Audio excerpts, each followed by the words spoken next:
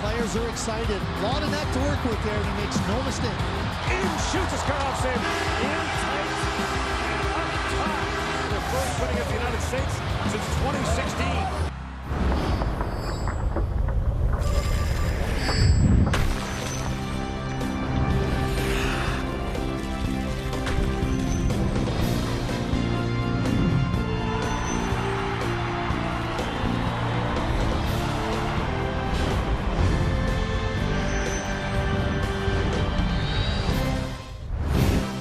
Edmonton, Alberta, night 5 of the 2021 World Junior Hockey Championship. Canada and the U.S. with runaway victories today. Russia will try to do the same tonight against Austria. Probably not the best night for the Austrians to get the Russians after they lost to their arch rivals and likely want to take it out on someone. As we say hello, Canada, welcome to a primetime edition of the World Juniors on TSN. James Duffy and Bob McKenzie for Russia versus Austria to complete our triple header today from the bubble in Edmonton. 13 games into this tournament, there's only really been one real upset, and that was the Czech Republic beating the Russians 2-0. But here's the deal. The Russians still control their fate. They win this game, and then their last game against Sweden, they will win Group B. To get you ready for it, Gord Miller and Ray Ferraro. Russia's trying to regroup after a 2-0 loss to the Czechs, and will look ready to 19-year-old players. Pretty disappointing effort against the Czechs. They carried a lot of the play, yet they really didn't get to the inside. They didn't push the play. And so Igor Larionov and the Russians are going to look to their captain in particular, Vasily Podkolzin, the Vancouver Canucks draft pick, who they drafted at number 10. Had an excellent tournament last year on Ostrava. Really just hasn't gotten off the mark. I mean, he's been okay, but he's been on the outside a lot. Where Podkolzin is really at his best is when he has the puck down low towards the net, where he can make some passes, then get himself to the front of the net. He hasn't really had that. So I look for a more direct game from Podkolzin and the Russians against the Austrian team that'll be overmatched. Russia's 3-0 all-time against Austria. Last meeting in 2010, the Russians won it 6-1. We here on the panel, we are not cold-hearted. We're cold. It's freezing in here, but we are not cold-hearted. We're sympathetic. We felt bad for the Germans and their situation early in this tournament. And you have to feel for Marco Rossi, who has a good chance to make the Minnesota Wild as soon as this tournament is over, their first rounder. But right now, and he'll go to the Wild and have some good line mates and teammates. On this team, he looks around and goes, I have no help. This man is an island. I don't think Austria has ever been known as an island nation, but it feels like Marco Rossi is on an island because he is an elite junior age hockey player, top 10 pick to the Minnesota Wild, number 9 overall. This is a player who's got a chance to be in their opening day lineup in the return to play that starts January 13th. Led the Ontario Hockey League in scoring last year. And this is his last year of junior eligibility. And yet here he is on a team that, quite frankly, of the 10 teams that are here, it's the worst team, and not by a little bit. And they've only had 16 shots on goal in their first 2 games and not scored goals. And so it's really tough for a guy like Rossi because we know how good he is, and then you watch the game and he basically spends, like the rest of his teammates, chasing the puck around the ice because the other team has it. Russia and Austria are tied in one category in this tournament. They both have 0 goals on the power play. The only 2 teams in the tournament without one. I'm going to bet that Russia ends that tonight. Back here in Edmonton for the nightcap, here on day 5 of the 2021 World Junior Championship. Austria takes on Russia. Austria is 0-2. The Russians are 1-1. The officials for tonight's game: Adam Blosky from Saskatoon is one of the referees. Mark Pierce from North Vancouver is the other. The linesmen are Dion Foster from Edmonton and Jonathan Deschamps from Trois-Rivières, Quebec. Starting in goal for the Russians is 19-year-old Artur Akyamov, a 4th-round pick of the Toronto Maple Leafs, who plays for AK Bars Kazan in the KHL. He's also played in their junior league and their second league. Jacob Brandner, the 19-year-old, gets the start for the Austrians. He allowed 1 goal on 5 shots in relief against the United States. Igor Larionov, the 60-year-old, is the first-time head coach of the Russian national junior team, while Roger Bader has coached the men's national team the last 3 years for Austria. And Russia tries to get it back on the rails.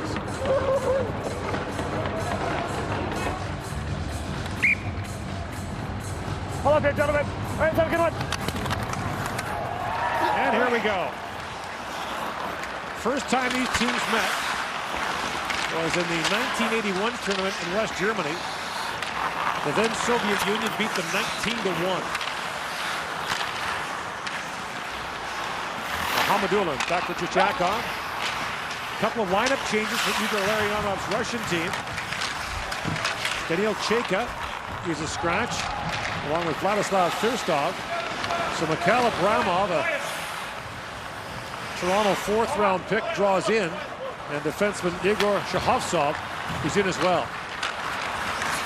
You'll notice Shahovtsov, he's the only right-handed guy on the team. Yeah, it's amazing. Amazing. The entire roster is left-handed except for Shahovtsov.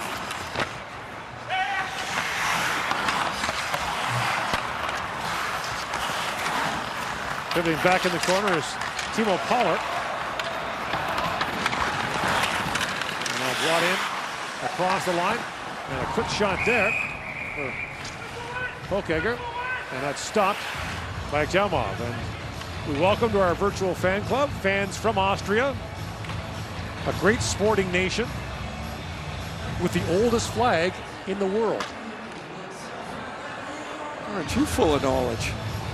Well, I figured I better get some stuff ready for tonight, to be honest with you. Yeah, the flag's been around since the 12th century. Bashkirov chips it out, now brings it ahead for the Russians. In comes Bashkirov. Bashkirov, first time Russian international.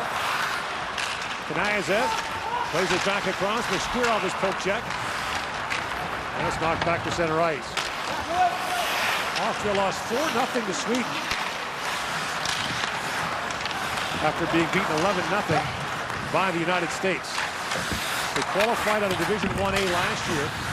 Their starting goaltender, who was brilliant in that tournament, aged out, as did their top scorer, Benjamin Baumgartner.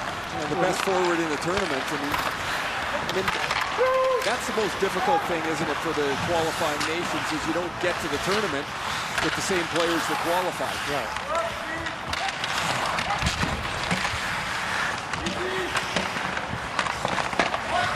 Austria's last appearance was in 2010. They were relegated. They've been relegated every time they've been to the tournament. That won't happen this year. There is no relegation because there was no promotion tournament held. And off the hop, that quick shot kicked out by Brandner. Really good stop for Brandner. Plays in the Finnish third league for Titanit. A deflection about 20 feet out in front of the net, and Brandner's moving way to his right, his catching hand, and he has to flash back with the leg. Really nice tip here in front of the net by Ponomarev, who had 2 goals in the opener.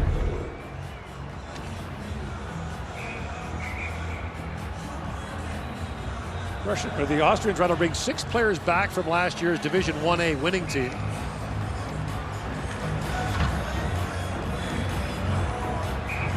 And they came out of a tough Division 1A, a surprising win for them. Shahovtsov, long wrist shot, that bounces around. There have been talks in recent years, Ray, about changing that to try to have the promotion tournament the same year as the actual tournament, but logistically it's very difficult to do. I mean, from first blush, it's the only thing that makes sense, that the players that qualify are the players that play in the tournament. But of course, the only time you could have that would be in the summer. Quick chance for Marco Rossi there, the first-round pick of the Minnesota Wild in the 2020 draft, 9th overall. Where's the captain C for the Austrians? Here's Nadinov, tips it back to center ice. And that's knocked down by Lindner. Rossi centers it and looks for his own rebound, but Akyamov's got it. You mentioned Marco Rossi, the 9th pick in the draft by Minnesota last year. Strong two-way centerman, the top scorer in the CHL last year. Played for Andre Tourné in Ottawa. He gets quickly onto that loose puck, the backhand, forces Akyamov to make a stop, and then here he goes to the front of the net again on the backhand. A chance that works towards the front of the net. He was picked in the 2020 draft. He's a late birthday. A late September born in 2001, so he's not eligible to return next year as a 2001 born player. As you mentioned, a giant year last year for the Ottawa 67. Ritzer, rink wide he goes for Chinahov. Gets a step, Chinahov works in and ripped it wide. We might have our first penalty shot, Gord. Yeah, I think you're right. Chinahov is injured here. He crashed into the boards. And it will be a penalty shot that is called by referee Adam Blosky. The next question is whether Chinahov is going to be able to take it. Down to our left, he's crashed into the boards, and if he went in feet Austria, first, penalty shot. there's always a danger there. So here's the infraction. Oh, yeah. Pfeffer took him to, ooh. Oh, boy.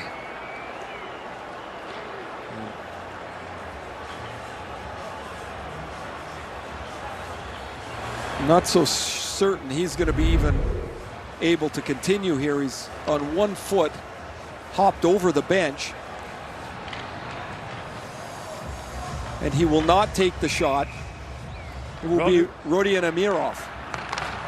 Toronto first round pick. Amirov works in, score.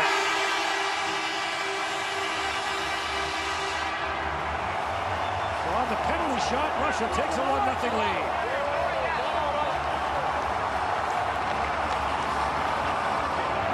When this Russian team played in the Karjala Cup, it was all this young group of players playing against older senior league players, and Amirov had a terrific tournament. 3 goals in 3 games. Here he makes one little fake and a pretty subtle move to his forehand, and that moves the puck enough that Brandner can't keep up to it. And Amirov, whose head stays up to see the entire play in front of him, easily beats the goaltender, and it's 1-0 Russia. Amirov scored 3 goals in 3 games in the Karjala Cup, which is the tournament in Finland. The Russians played against Czech, Finnish, and Swedish teams, all men's teams, as you say, Ray. And Larionov lobbied hard for his Russian junior team to go to that tournament and play.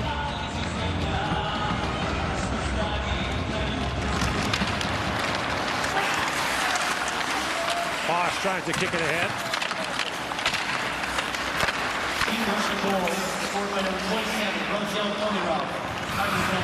Wallner brings it back across, and Bohm sends it down for the Austrian. Here is Stefanov with it. Ilya Stefanov up ahead. It's banked back out. As mentioned, the Russians are coming off a loss to the Czechs in which they just had a hard time getting going. They were stuck in the mud for a lot, and they played into the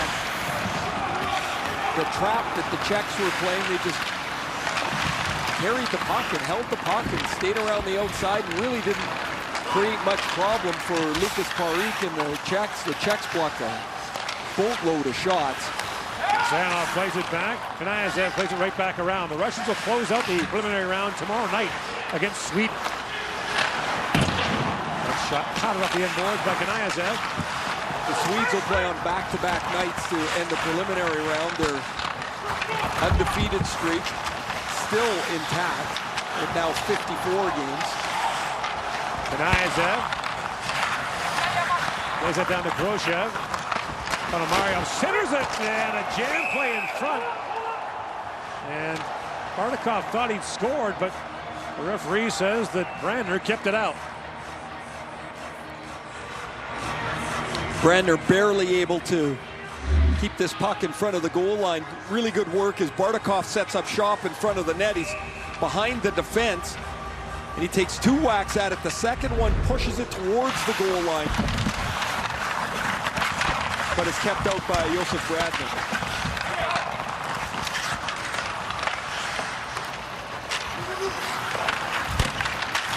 Pollard moves it along the boards. Flips it back down the Russian zone where Chistyakov picks it up. Semyon Chistyakov leads the Russians in time on ice at just over 23 minutes a game. He's a Nashville 4th round pick. Chistyakov plays it back across. Podkolzin walks in, gets in the Podkolzin shoots, scores! And the captain strikes with his first in this World Junior, and it's 2-0 Russia. Well, that'll make Podkolzin feel a lot better. On the board for the first time in this tournament. He rips that shot over the blocker of Brandner. The Russians control the puck, and Podkolzin has come all the way to the top of the circles. What's different, Gord, from there against the Czechs, they used this high forward coming out by the blue line against the Czechs. The difference was that forward shot from out by the blue line.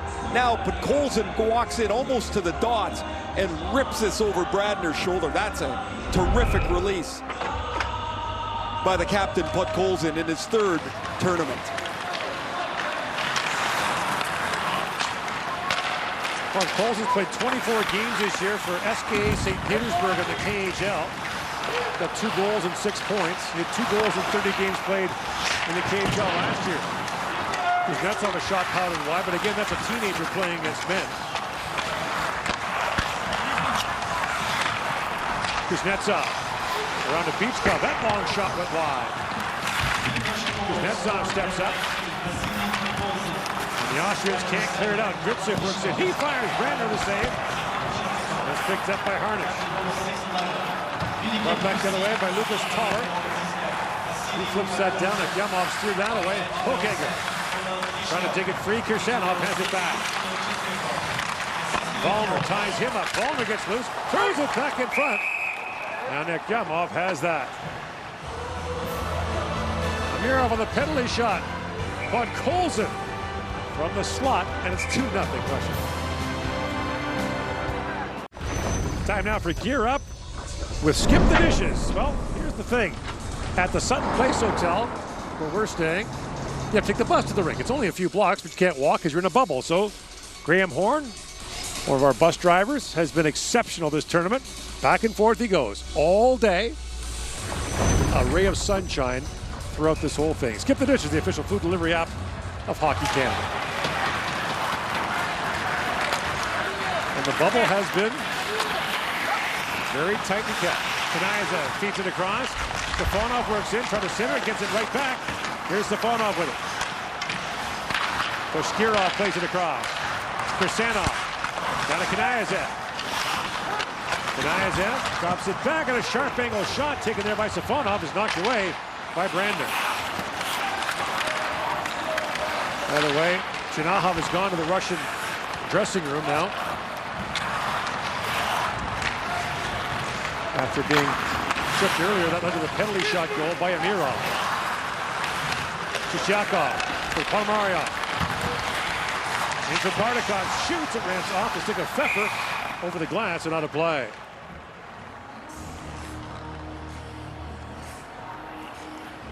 Zahar Bardakov scored against the United States in that 5-3 opening win for the Russians. This line's been pretty good for Russia. They play hard. They're not a fancy line. Groshev, who's a Tampa pick, is a heavy player on the wing, and Ponomaryov has had a really good tournament in the middle of the ice. Chichikov, a hard shot. He ripped that wide. You've liked him, Ray, Chichikov, for the Russians. I really like him. I like them. I like watching the way that the puck gets on his stick, it's off his stick. He doesn't let it linger around. The play goes up the ice, and I mean, your forwards then are engaged all the time. They're not waiting around. The puck comes and up it goes.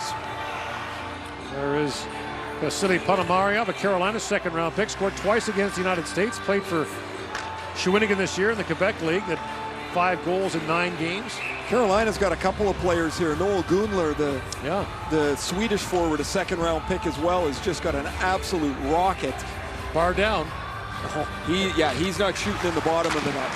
And Carolina's had some really good prospects in this tournament. They got a couple more here. Now Lindgren moves in, his shot was blocked, the rebound. Amadula got in the way of that, now a race for it.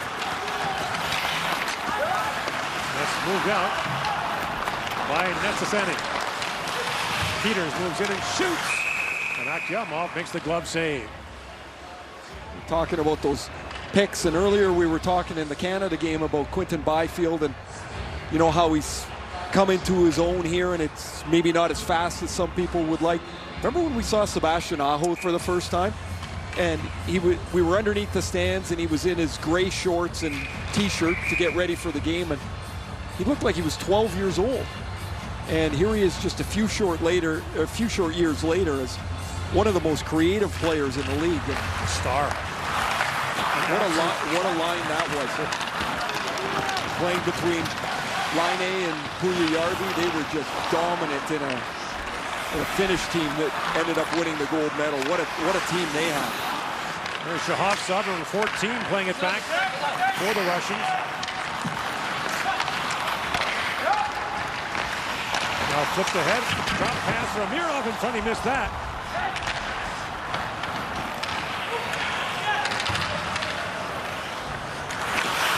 So you talked about, Ray, one right-handed shot on this Russian team. It's just such an oddity to think that there's just nobody else ever picked up a stick that hand. Wallner with it. Moves ahead for Austria, got bumped off the puck. Capella with it. Ahead to Gritsuk, he's got Abramov with him. Gritsuk walks in, trying to feed across for Abramov, that was broken up by Jacob Pfeffer. And poked ahead by Matthias Bohm. Bohm is one of 6 players in this Austrian team who is too young to have been drafted yet or be eligible for a draft in the NHL. They lost another player who is a draft pick. Injury. Timo Nickel, who's picked by Anaheim, is not available here for the Austrian team. So for a team like that to lose an NHL drafted player, where are you going to replace that, right? Like, you just don't have the depth. Kushnerov plays it back across, and a quick chance. Brandon turns that away. As he stops Spiridonov, the only right-handed shot of the Russian team. And he's got a penalty. They're picking on him. Interference will be the call. Austria to the power play when we come back.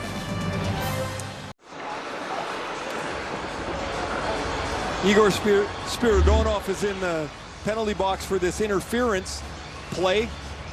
And so Austria, that has just 2 power plays in their first 2 games, gets their first crack at it here, down 2-0.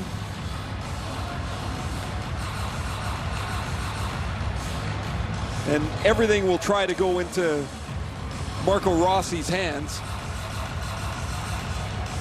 The MVP of the Ontario League last year with 120 points in 56 games.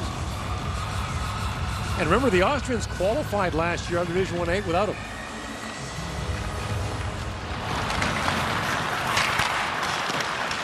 Off the face-off win. Kanayev plays it up, the chance now short-handed. Bardakov feeds it, but Ponomaryov couldn't handle that pass. Ponomaryov digs forward in the corner.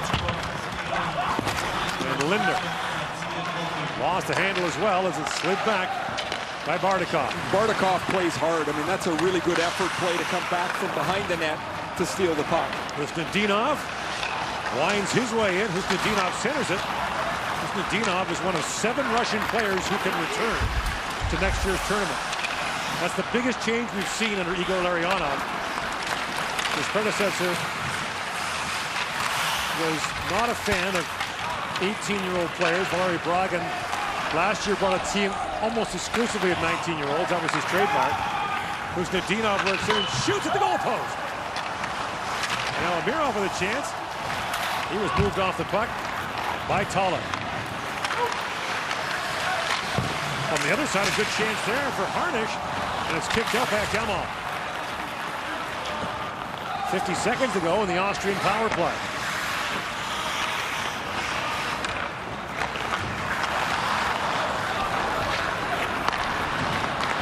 Toller lifts that high in the air. Gloved down by Kanayev.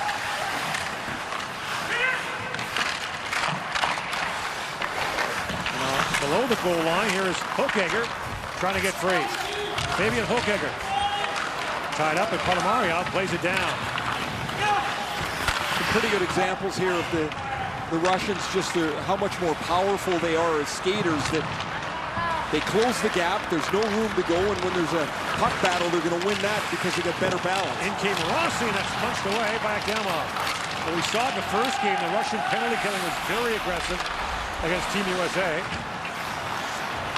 Safonov for Bashkirov. It trickles down to the Austrian net, and Brandner hangs on to that. Russia has this one chance shorthanded. Austria goes for a change. Everybody leaves. Hello, that leaves that pass from Mahamadulin up on the far side, rang off the goalpost. Who's Nadinov with an excellent wrist shot. Quick release over Bradner's blocker. The 100-foot pass from Mahamadulin was a freebie as the Austrians decided to all vacate the ice. Nobody stayed on the far side. Nadinov is also a Minnesota pick. He was taken in the second round of the 2020 draft. Rossi, of course, was a first-round pick to the Wild.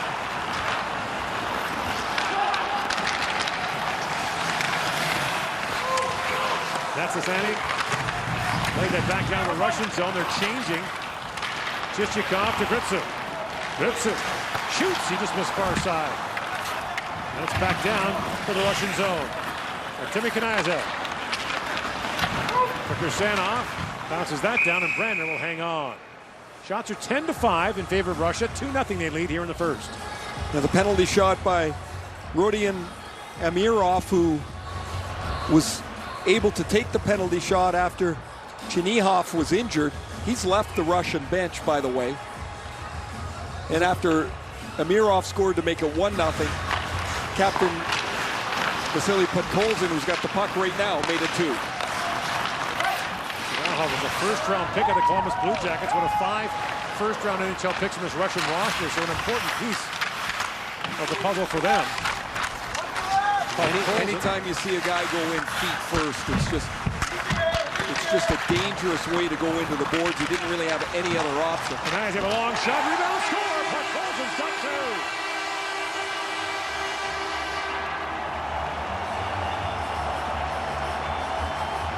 You know, we saw earlier today Quinton Byfield of a 6-point game for Canada.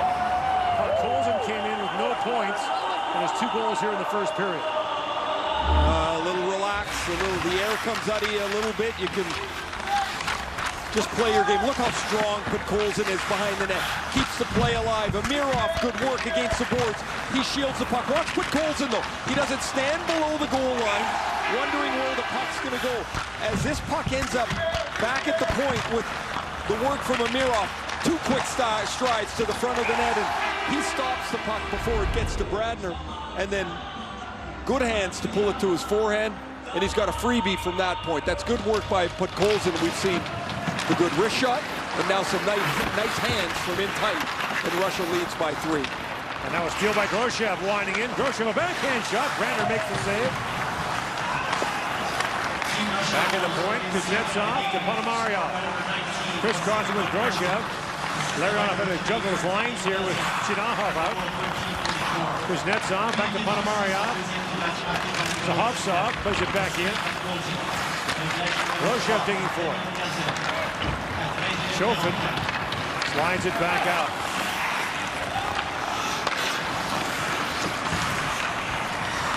Aren't many easy outs in Group B for Austria. And you're in a group with the United States, Sweden, Russia, and the Czechs. You might have thought the Czechs would have been not as difficult as those other teams, but the Czechs have shown a willingness to play hard. They got run over a little bit today. They had played a great first period, and then all of a sudden the U.S. was just shredding them. But Safonov in a backhand shot, just missed Spiridonov. That'll be another difficult game for Austria. Well, really, they're all going to be as they qualify just to get here. And now Brandner freezes that on the post and hangs on. 4:57 to go in the first period. Vasily Podkolzin, the Vancouver Canucks first-round pick, has 2.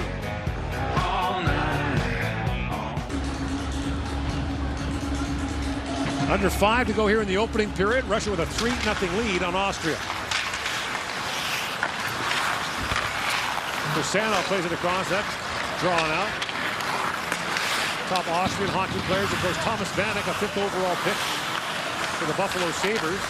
Michael Raffel, who was signed by the Philadelphia Flyers over the World Championship, an excellent Austrian as well. There's 2 leagues in Austria. Their main pro league, then there's the Alps Hockey League, which is Petersburg, in the southern part of Austria, Slovenia, and northern Italy. But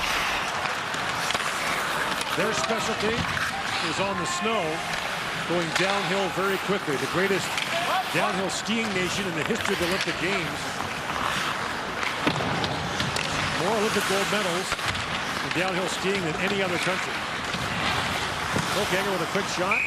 That's gloved by Akyamov. In fact, in the late 70s and early 80s, the Soviet Union was trying to get better at downhill skiing, so they let some of their top hockey players go to Austria to play. Alexander IIHF went, some others, in exchange for Austrian downhill ski coaches to train their skiing athletes.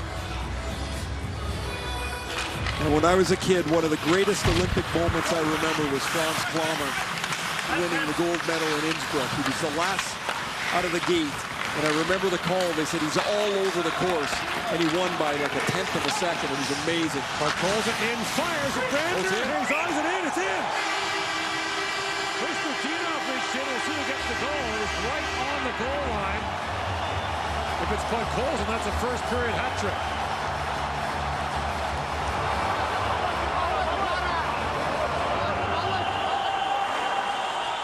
I think this is going to be Huznadinov.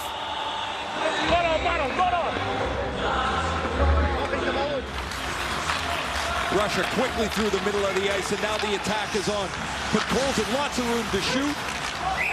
And Huznadinov actually taps it over the goal line, and it's a good thing he does. Or I think Harnish is going to poke this away, but Huznadinov reaches in, and yes, it's his. Yeah, he does touch it.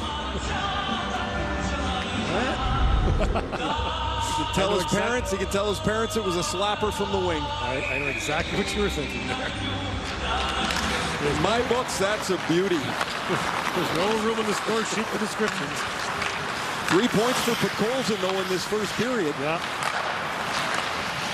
You know, we saw this for the United States. They got beaten by the Russians in their opener and kind of righted the ship against Austria. And the Russians trying to do the same thing after their loss to the Czechs.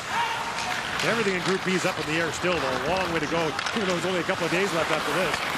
But the U.S. has looked good a couple of times. The Swedes have looked fantastic again. And interesting with all the noise around them at the beginning with their positive tests and the coaching staff out.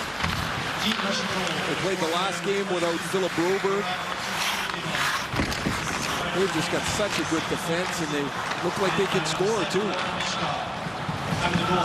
Kirsanov back with it. Puts it back across to Kanayazev. Quick wide pass for Spiridonov. Now Kirsanov back with it.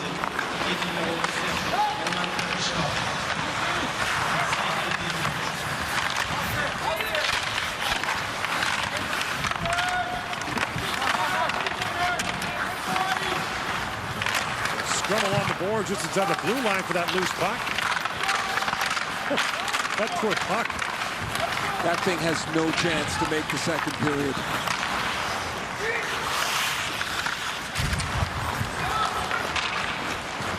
Flipped over Kirsanov and icing calls. Kirsanov went backwards there for about 3 strides. Threw the anchor out. Milk that into an icing call.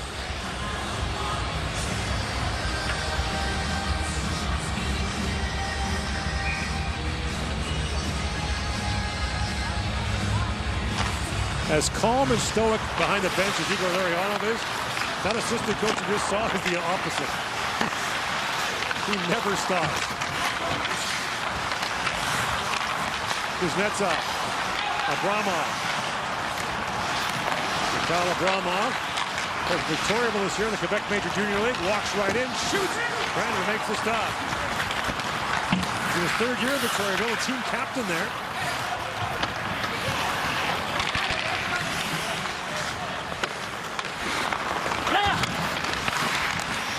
Abramov swings it back across. Rossi got a stick on that. Chichikov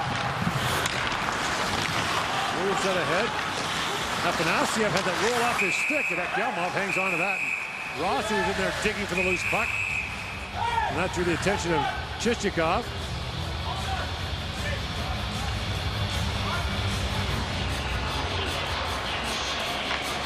Strong on his feet, good balance. Rossi's not a big guy, but he looks like he's able to take on the larger players around the traffic areas. He's nifty, can get in and out of the spot. Oh, Russia's quick tonight. Well, Podkolzin comes busting in. Vasily Podkolzin. Ghanayas have a long shot. Brander kicks that out. I know they're playing Austria and they have a decided advantage here, but I like the way the Russians are attacking with the puck instead of slowly working their way up the ice. It's get it, go, move, use your speed, use your ability to move the puck. Brought in by Rossi, whips that towards the goal. It was tipped by the defender, Huzgadinov. And Akyamov had to be careful with that. The myth of the Russian five, Ray, was with the regrouping, everything they did, that they moved the puck slowly. The puck went up the ice slowly. Well, who thought that? They weren't the guys playing against them, I'll tell you that. Right. I mean, that thing would zip around. You couldn't get within 10 feet of it. And every time you thought you had an angle, they moved it again. And now you got to chase them again. Well, Mario with a dash, a rebound, and he flipped that wide. I would say that critique was definitely by people that were not playing against him. Thaler moves in. Thaler walks in and fires up the goalpost. Oh, good shot. Lost it out, yeah. Good shot by Thaler. He played on that promotion team, the one that qualified to get to this tournament. His third year in Sweden. He's playing in Mora in the junior league, and he rips this over Akyamov, right shoulder off the bar and out. So for a country like Austria, Ray, it's the age-old question: is it better to have them play at home, or have a player like Thaler go play in Sweden, which makes him better?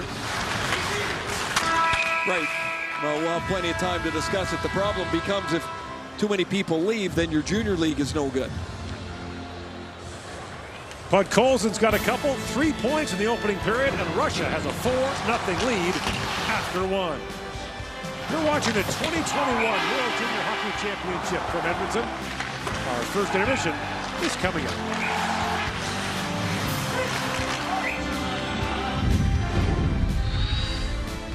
Here is the aforementioned Bob McKenzie as we're back with our first intermission here on TSN. We have not had a shootout at the World Juniors in 2 years. Good. Which I don't mind, yeah, especially in gold medal games. But we get a penalty shot, next best thing. Yeah, and there's no doubt about it. The referee made the correct call on this one because Chinahoff was coming in all alone, clear-cut breakaway, and the defender gets the stick right up in the gloves and hooks him. And yeah, he got a good shot off, but it was definitely affected. And so the player's injured, Chinahoff is, and Amarov, the Toronto Maple Leaf first-round pick, comes in, makes no mistake whatsoever. And that's why the Leafs took him in the first round. He's a goal scorer, and he's playing very well this year in the Continental Hockey League. Now, it could be a costly goal, costly penalty shot for the Russians because of the injury to Chinahoff, the Columbus Blue Jackets 21st overall pick. And this one he goes into the boards hard, and it looks like a right leg injury. So the right foot is on all of the thing, and then boom. And that's not a good natural angle for the ankle, the knee, and everything else that goes with it. So we're not going to play doctor here, but this is an important player for the Russians if he's lost for any period of time. And the Blue Jackets will be very concerned about his status as well, because as I said, he's got 8 goals in 27 games in the Continental League against men this year. That's a really impressive total. We were sympathizing with Marco Rossi and his fortunes with this team at this tournament, and I can't believe I'm going to say this. I've never said this before to a team losing 4-0 after one. But was that the Austrians' best period of the tournament? No doubt about it. They got 9 shots on goal. There was good pushback, even though they're down by 4. They've only had 16 shots in 6 periods of hockey before tonight. So Rossi, he gets one of those shots early on. Nice backhand opportunity. He creates another one of the shots here where he passes the puck to a teammate who gets buried. And then Rossi, one more coming up the ice. And again, this is such a good hockey player. You can just see it. He's a world-class talent and gets the shot off.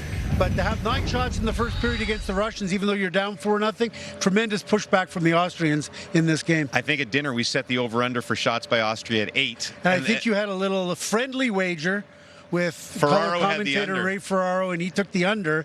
So And he's already lost. I got to believe that this is a huge victory for Team Duthie. Marco Kasper, 16 years old. He's with our Ryan Rashog.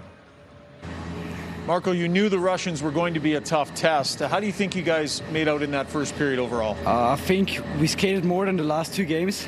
We played way better than the last 2 games. We got some shots on goal, but that's always good. And the Russians, they play really hard and tough. We just got to skate. Your father, Peter, played in 3 World Juniors at different divisions, 5 Men's World Championships, and the 02 Salt Lake City Olympic Games. Yeah. How proud is he of you representing your country now? Yeah, I think he's pretty proud about that. And I'm also pretty proud to have him as my father and that he played in such good games and tournaments. And he's always helping me with hockey and everything and school, and that's really good. How often are you talking to him during the tournaments? Oh, every day. And what's he saying to you? Yeah, he's giving me some tips about what I can do better, how to play in the defensive zone and stuff like that. You're basically in grade 10. You're just 16 years old. Yeah. How much homework are you having to do on this trip?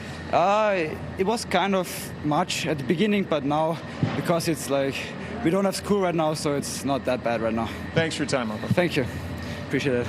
Man. See, when you're ripping these guys on Twitter, 16 years old, what a nice kid. And Peter played from 91 to 94, and Marco doing him proud for Austria. Down 4-0. We'll talk Canada next.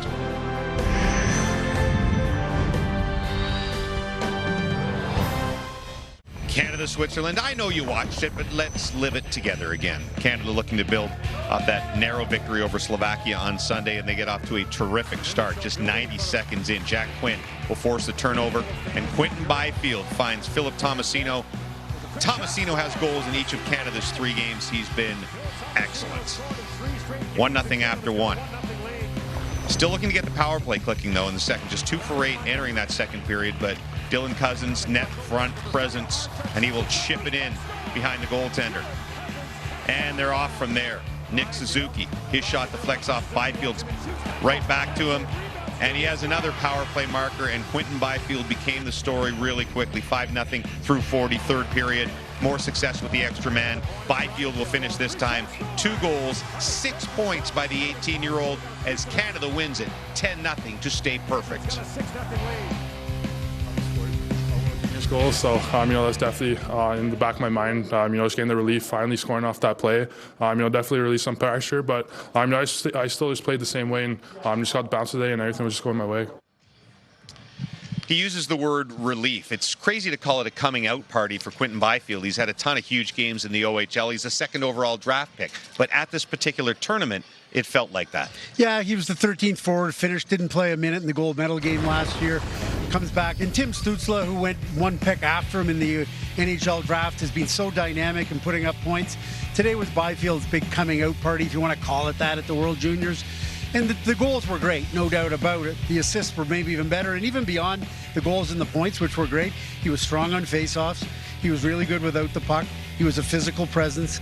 He really had a great all-around game, and for that matter, relative to the opponent that they were playing, Switzerland, all of Team Canada did what they wanted to do today. They got offense all up and down the lineup. The defense was largely solid. The goaltending, no issues. They sorted out some power play issues. So I've got to believe that Andre Tourigny, in the relative sense of it was a game against Switzerland, not a powerful team, they accomplished a lot of the things that they wanted to do, and none more so than Quentin Byfield. Byfield, youngest player on the team for the 2nd straight year, which I'm guessing has never happened before with Team Canada. And he's right there, 3rd in tournament scoring right now with the 6-point day. Dylan Cousins had a couple of points, gets up to 9. Trevor Zegras with 5 today for the Americans. And he leads the way right now with 10. So day off for Canada tomorrow, and then New Year's Eve against Finland, the one we circled as soon as the groups and the sked came out, will likely decide Group A. Finland does play Slovakia tomorrow. They will need that to go 3-0 and force that showdown with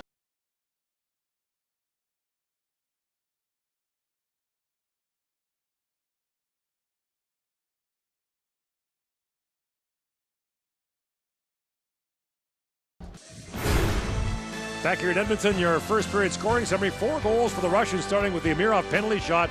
Then Vasily Podkolzin puts on a show, 2 goals and an assist. Russia outshoots Austria 17-9 and leads 4-0 after 1.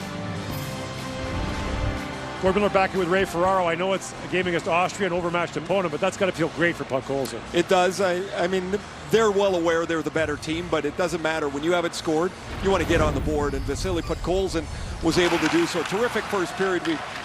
We talked about him in the pregame as one of those guys that Igor Larionov wanted to get off the schneid. He scored 2 beautiful goals, 2 different ways. A quick shot, a nice hands move in front of the net, and then he picks up this assist as the puck squeaks through Bradner, and then Huznadinov is able to one-hand tip it over the line. And it's a good first period for Russia. They were able to get Podkolzin rolling and maybe feel a little bit better about themselves offensively, too. The one downside for Russia, Igor Chernyakov has not returned tonight. We don't expect him to. So we'll check his status prior to Russia's game tomorrow against Sweden at 7:30 local time. We're on 9:30 Eastern time. A huge matchup between those two.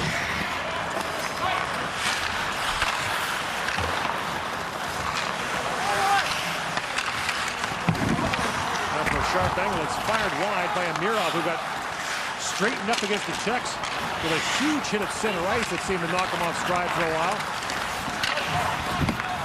Huznadinov. That is that back up at center ice. By the way, for those of you who watch a lot of us doing international hockey, if it gets to be a 6-goal spread, we do a trivia question. And unlike the question this afternoon, this one I'm assuming will be factually correct in its question. The one earlier was as well, but anyway. Afanasyev moved across the line. It's a dandy, if I may say so myself. Well, let me tell you about me. I'm tired of talking about me. Why don't you talk about me for a bit? Shoots, it goes off the leg. And for those of you not following along, Gord thinks it's a dandy because Gord makes the questions. Abramov, great move along the boards, walks in and shoots, and Brandner makes the stop on Mikhail Abramov, who draws into the Russian lineup for the first time in this tournament. Geez, he showed some nice wheels there out on the outside and then protected the puck as he was able to drive to the front of the net. A 76-point year in Victoriaville last year. He comes across the ice to poke the puck and keep it alive. Gets that left leg out to keep Pfeffer away from the puck, and Brandner's able to slide across to make the save, but a nice dash for Abramov. You know the feeling Bob McKenzie's watching over your shoulder when you're calling a game? He is. Hi, Bob. Safonov for Bashkirov. Back at the point, Kirsanov lines and shoots, and Brandner knocks that away. Bosch trying to poke that free, picked up by Safonov. Safonov drops, and it's fired wide by Bashkirov. I'm assuming that walk next year for Bob is going to be a lot more complicated than just walking down here now, where there's nobody in the hallway. Paschenweiner. Got that knocked away. Brought in by Groshev. One of 3 returnees from last year's team for the Russians. All 3 eligible players did return. Now played to the side of the goal by Podkolzin. And somehow Groshev missed. He rang it off the pipe. Check that Ponomaryov with the pass. Here's Ponomaryov, centers it. Loose puck, Groshev then plays it across. And Bardakov missed. Gord, I'm in amazement that Groshev just didn't take 1 step to his left and shovel it into the empty net. I can't believe that was like a degree of difficulty shot, and he clinked it off the post. There's Groshev back with it. Long wrist shot, that skips wide. Ponomaryov drops it back to Groshev. Bardakov drops it back. The puck gets by everyone and back down the ice.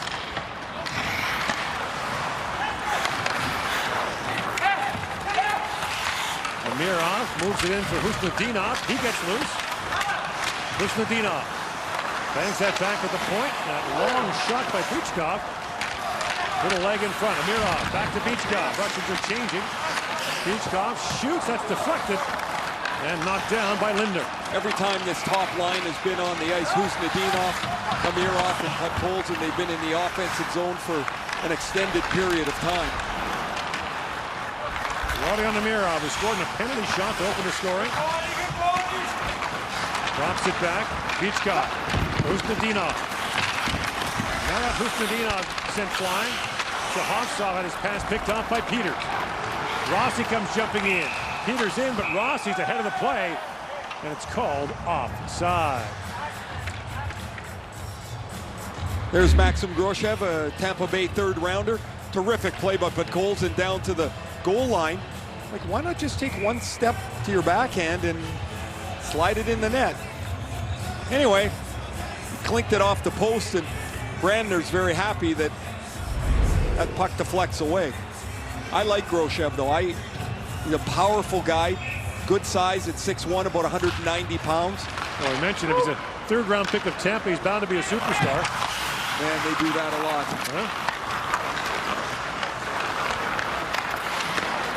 Drops up, plays it down. Abramov in on it. Afanasyev down to Gritsa to Abramov. Nifty play there for Afanasyev. Was knocked away from him. Toller's got it back for Austria. Toller moves around Chistrikov. Hokager crisscrossing there with Harnish. Now back at the point. Pfeffer with a shot, hit a skate. And it's scooped up by Gritzer. Pass ahead to Abramov. That's knocked away. Played back down to the Russian zone. Mohamedulin in a battle for it. Knocked back by Toller. And Lindner plays it back in.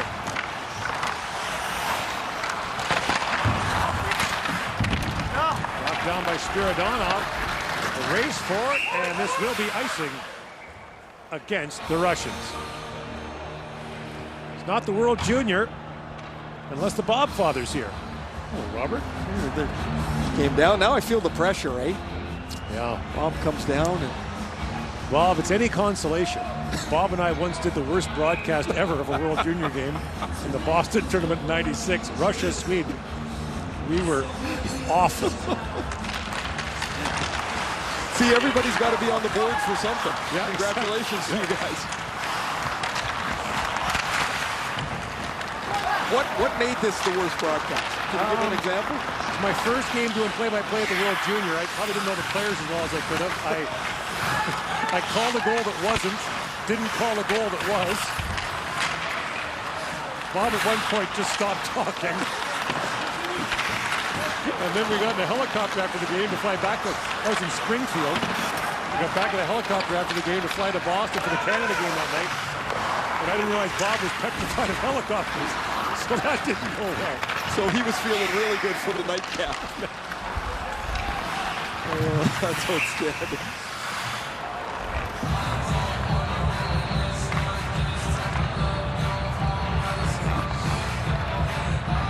But our careers managed to recover from that. By the way, if you're wondering, so Bob's wearing a mask, and part of the rules in the bubble here, while we're broadcasting, obviously we don't, but when you're in the common areas of the hotel, when you're in the common areas of the arena, masks must be worn.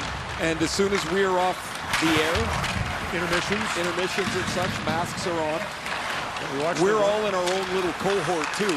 Yeah, so within our group, for example, when we eat meals, we only eat with our group of 6, socially distanced. That long shot was wide from Kusanov. So if you think I'm on the air with Gord a lot, I gotta eat every meal with Gord as well. I mean, we're talking about a challenge. Groshev walks and shoots this far side. So the IIHF announced today, though, that after the latest round of testing, there have been no new positive tests. 5 Germans came out of quarantine today. There have been no positive tests at all among the support staff, broadcasters, or anyone else involved in the tournament. Amirov bounces that down, and that's gloved by Brandner. 13:28 to go in the second period. Russia leads 4-0. Between them, Canada and Finland have won 6 of the last 7 gold medals going back to 2014. 3 each. And when the Finns win, it's not golf. 2 of those gold medals were won on golden goals in 2014 and 2016, and then the breathtaking gold medal game against the United States in Vancouver in 2019. even when they're undermanned, like they're just in every game, they make it so difficult. And of course, the gold medal teams that they had, the one in Helsinki was just a terrific team. The Kasperi Kapanen goal. There's Amirov in the centering pass. That misses. It was Rasmus Ristolainen for the golden goal in 2014. Here's Podkolzin. Centering pass. That's tapped wide. Rebound. Podkolzin just missed. Wow, this line is all over it. Amirov just missed as well. Now Podkolzin poking at it. Now a chance for the Austrians. 2-on-1. Kasper works in. Kasper centers in and Trent score! Senna Peters has Austria's first goal of this World Junior Championship.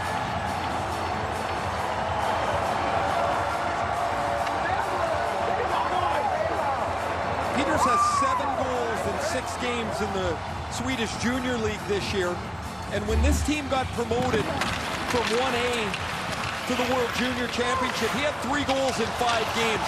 He fights off the back-checking Russian forward to take this really nice pass. Oh, it's Mohamedulin. Oh, I'm sorry, Ponomarayev. He lifts Ponomarayev's stick to take this sweet little dish from this 16-year-old forward, Marco Kasper, eligible for the 2022 draft. And Peters is on the board, as is Austria, and it's 4-1. Peters played for Halifax in the Quebec League last year. Had 23 goals in 57 games. And you can see the joy in their faces. We talked about this before, Ray, but when you talk to these young players, there's not one of them wishes they weren't here or regrets it. No matter how one-sided the scores are, this is a once-in-a-lifetime experience. And that's really the saddest part for me is that some of these players will certainly never get to play an event of this prestige again, and the buildings aren't full.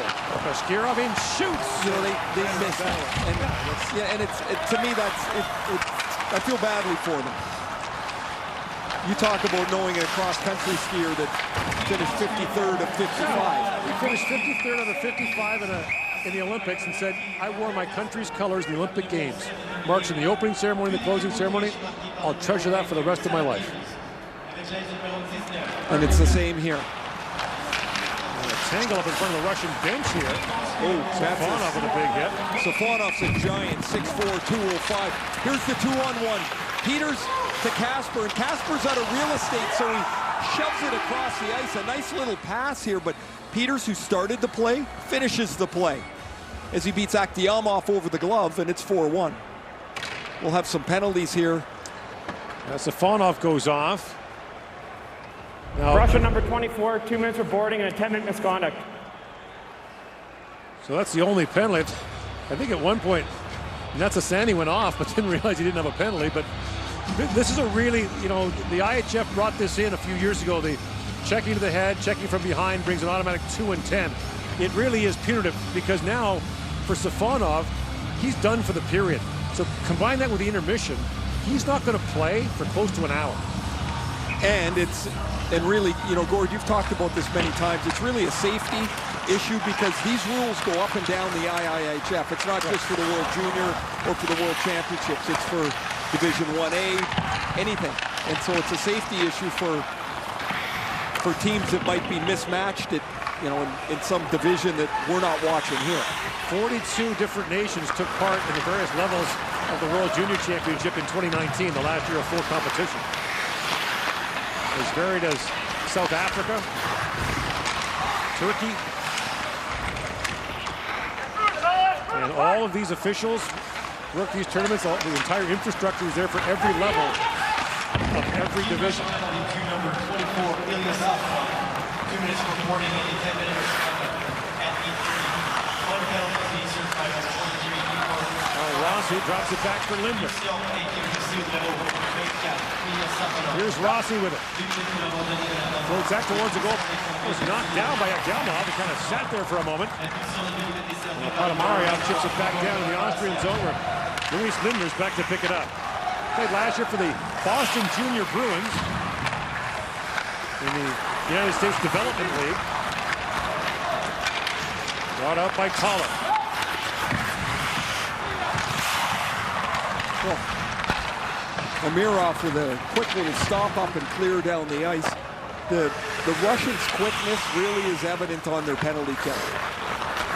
They take away everything.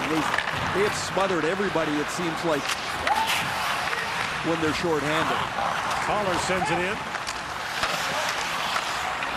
Hochhager back for Pfeffer. Collar to Pfeffer. Next shot fired wide by Harnish. Harnish trying to dig it free. And it's banked over Pfeffer. Now a chance for Amirov, and way out to play it is Brander. And the Russians will change. Past the midway point of the second period. Russia leading 4-1.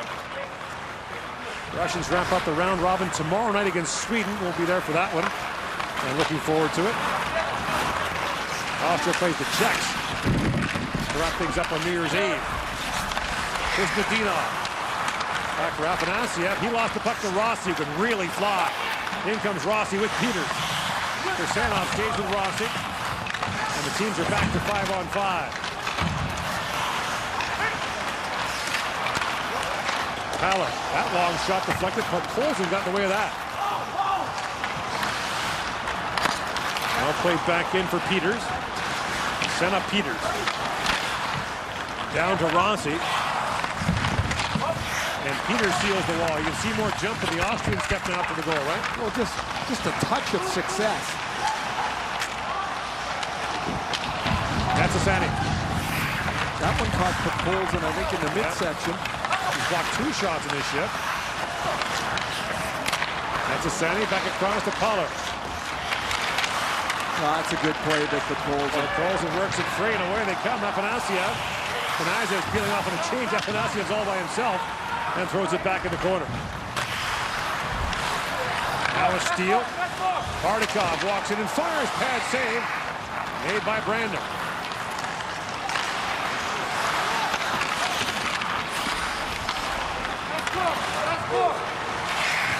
Ponomaryov tries to drop it back. Does. Grosjean a shot. Brandon the stop.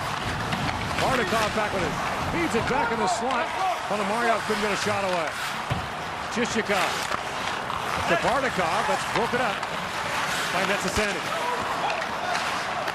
Now a centering pass for Grosjean. Couldn't find a handle. Collier plays it away. Chofin comes across the line. Chichikov took him off the puck.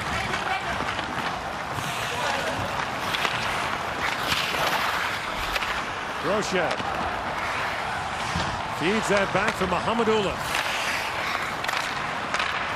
Chichikov lead pass to Bashkirov, and Spiridonov gets that shot away. Kaushenbein tying up in the corner. Now worked free by Spiridonov. Spiridonov lays that back. Beachkov a long shot. That deflects by. And the Russians stay with it. Grits it. Well, a drop pass by Bashkirov, put it wide. Kaushenbein plays it back across. And lifted up by Posh. And Kaushenbein with it. Now Prime skated by it. And Spiridonov settles things down. 6.5 to go in the second period. Kuznetsov up ahead to Podkolzin. Podkolzin looking for the return pass from Amirov. Now back at the point.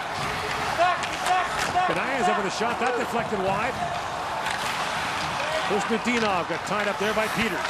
Rossi banks it across. And Kutzer has it. Top line out there for the Austrians. Moved ahead by the captain Rossi. In comes Marco Rossi. Shoots. And Akhtemov makes the stop. Rossi got us at the rebound. Now the side of the goal. Peters with a chance. And Akhtemov makes a stop on that. Back comes Amirov the other way. Drops it back for Abramov. This has been a much more competitive game, I think, than we thought it would be, right? Well, certainly when Russia made it 4-0, I thought this thing was going to be a disaster. You got to give Austria some credit here. They've hung tough.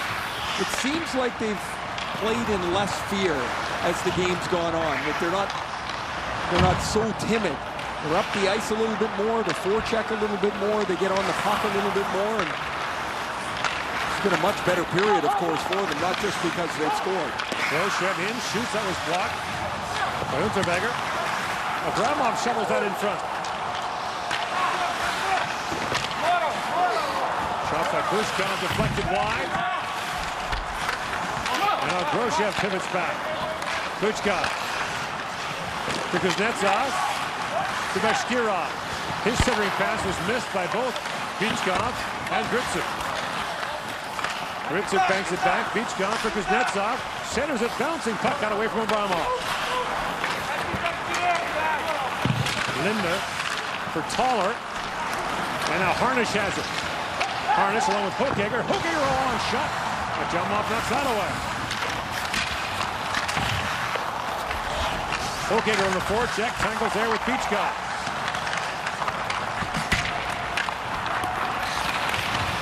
And Bashkirov for Bichkov to Spiridonov.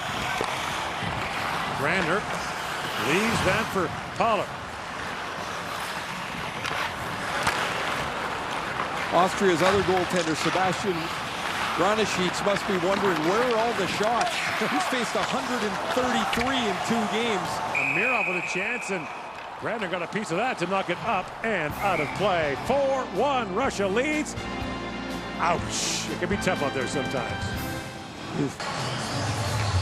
3:52 to go here in the second period. Russia with a 4-1 lead on Austria.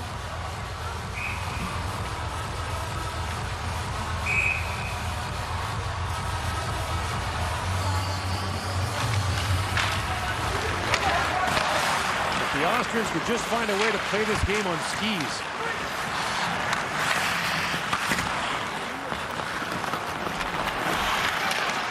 Offside plays around. Ponomarev lost it, and a quick chance there for Matthias Holm.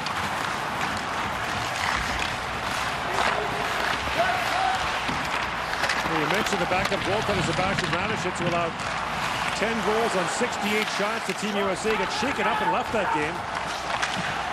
He was named their player of the game, and rightfully so. Yeah, and then he only had 65 against Sweden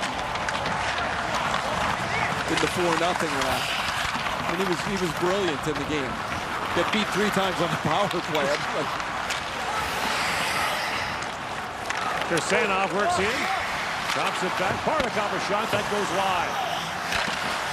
I wonder how worried Igor Larionov is that it's only 4-1. They haven't had any easy look to much of the game. Now they had that 10-minute stretch in the first period where Podkolzin had a couple of goals and almost had the third that Huznadinov punched over the goal line, but everything else has not gone easy. I will say I like the way they've skated tonight a heck of a lot better than the way they played against the Czechs.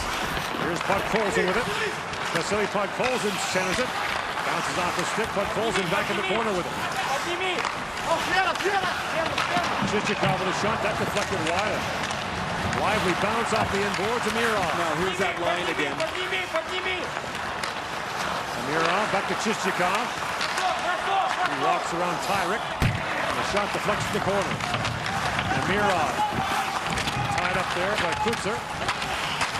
Kutzer slaps at it, but Abramov sealed the wall. Now it's finally slapped down the ice by Kreins, but this will keep tired Austrians on the ice.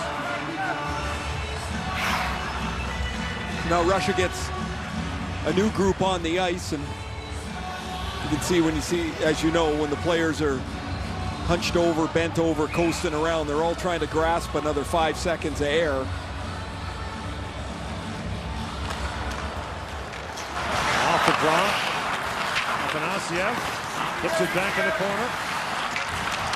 Tyrick plays it off Kuznetsov, and the Austrians can race off the ice. It's like they're heading for lifeboats. When you're out of wind, it does not come back very quick. Bichkov plays it across to Kuznetsov. This tournament, the 10th anniversary of Russia's last win at the World Junior, the gold medal win in Buffalo in 2011. 1 goal for Russia in the last 17 years. They finished second 7 times in that 17-year stretch, including last year. minute left in the second period. Final minute out of the second period. Rossi and to Casper up for Peters. In a backhand shot. Akyemov makes the stop. You know, Akyamov's made some good saves too tonight. The Toronto draft has been pretty sharp. Bardakov moves it out along with Spiridonov. Drops it back. Kniazev into the high slot. Amirov with a shot. That deflected wide. Kniazev centering pass. Good job by Peters to break that up. It was a tap it in front for Amirov. Ballard for Casper, and Casper knocks it out. Shishikov had the pass broken up at center ice. And Pfeffer banks it off the sideboards. Final seconds now of the period. Amirov winds in, rink wind up, but Podkolzin in, shoots. Brenner makes the stop with 2.6 seconds left. A couple of first-rounders at work there as Amirov goes across to Podkolzin. Almost no time left, and a shot on goal. We'll take a look at that last rush from Austria. There's a sweet little play by Marco Rossi as Rossi gets the puck to Casper, who slides it across to Peters. Those two connected for the only goal of this period, which made the score 4-1. But Akyemov there to make the save.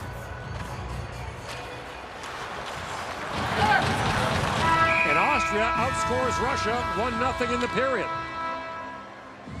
It's a 4-1 lead for the Russians after 2. You're watching the 2021 World Junior Hockey Championship from Edmonton. Our second admission with James Duffy and Bob McKenzie is coming up.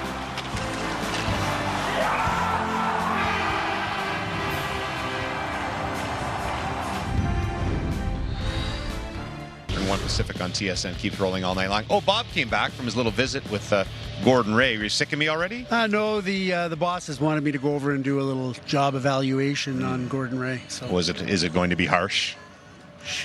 Hey, we got an Austria goal. Everybody, there's two good things about this. First of all, you don't want a team like this to go goalless through a tournament. And they were 0 goals for, 20 against before they scored that goal. And second, the Austria goal song is terrific. Awesome. It sounds like a polka. I'm going to go out on a limb and say that I don't even like beer, and I wanted to drink beer when I heard the song.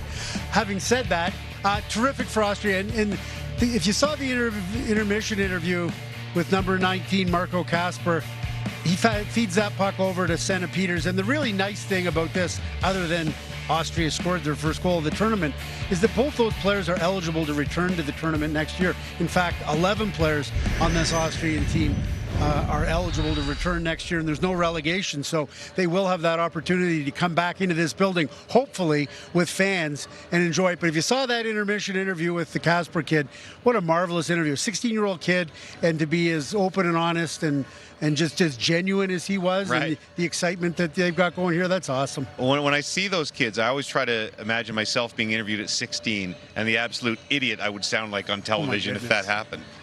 Don't say anything about still the same. Podkolzin had a quiet period there, but not a quiet night. And just little tastes of what Vancouver can expect. Yeah, very hard worker. He's not, he was an elite shooter there. I don't know that he's going to go to the National Hockey League and be a first-line scoring winger, but he's going to be just a great all-around player and a great all-around pro. Leadership, 3rd consecutive World Junior Championship. He grinds, he hits, he scores, he makes plays. 2 goals, 1 assist. And the Russians have that big number 1 line, and they put it back together for this game, right, because they broke it up after in the game against the Czechs, and they didn't get a lot generated against the Czechs. So nice to see them back together with Amirov, Huzdadinov, and Podkolzin. And let's hear from a Flames prospect, second-rounder Jan Kuznetsov with Ryan Rishog. Well, Jan, a good lead for your team heading into the 3rd period. What do you think that you've done well tonight as a group? We're just trying to play our hockey, find the chemistry between the lines, and I think it's going well right now. But we gotta still score more of our chances because we have almost 40 shots and just 4 goals. We gotta be better at this. What message do you commonly hear from your head coach, Igor Larionov, about the way that he wants you guys to play and produce offense? Sometimes just don't get rid of the puck and find a better option to move the puck to, like your partner, or maybe a good rebound, like far pad of the goalie, like all this stuff. Thanks for your time. Play smart hockey. Sorry to interrupt. Appreciate your time. Thanks and good luck. Thank you. Santa Peters with the first Austrian goal here at the World Juniors, assisted from Marco Kasper. They're down by 3 after 2.